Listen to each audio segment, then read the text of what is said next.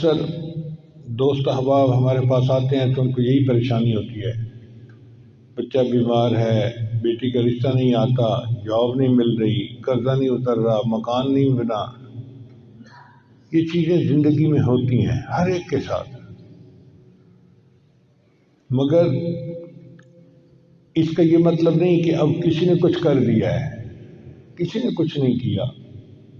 کوئی ہمیں تکلیف نہیں پہنچا سکتا جب تک کہ اللہ تعالیٰ نہ چاہیں، اور کوئی ہمیں نفع نہیں دے سکتا جب تک کہ اللہ تعالیٰ نہ چاہے۔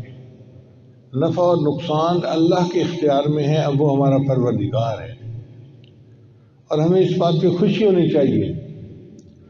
حضرت علی نے فرمایا کرتے تھے، اے اللہ، میرے لیے یہی عزت کافی ہے کہ تو میرا پروردگار ہے، میرے لیے یہی عزت کافی ہے کہ تو میرا پروردگار ہے، اور میرے لیے یہی فخر کافی ہے کہ میں تیرا بندہ ہوں۔ ہم اللہ کے بندے ہیں، اس بات پہ ہمیں فخر ہونا چاہیے کہ ہمارا مالک کتنا عظیم ہے، کتنا بڑا ہے۔ چنانچہ حدیث مبارکہ میں ایک دعا آتی ہے کہ نبی علیہ السلام پر جب کوئی پریشانی مصیبت آتی تھی تو آپ صلی اللہ علیہ وسلم ایک دعا مانگتے تھے، یا حی یا قیوم برحمتک استغیث۔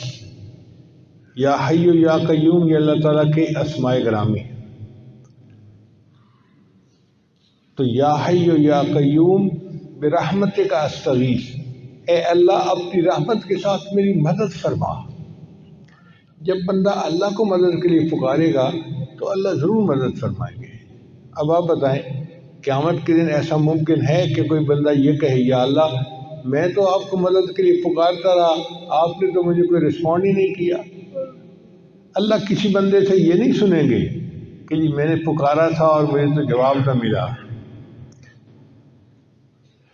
اللہ تعالیٰ ہے، وہ ضرور رسپونڈ کرتا ہے، ضرور جواب دیتا ہے، ضرور بندے کی یہ مدد فرماتا ہے۔ ہمیں مانگنا نہیں آتا، ہم الزام ان کو دیتے تھے، قصور اپنا نکل آیا۔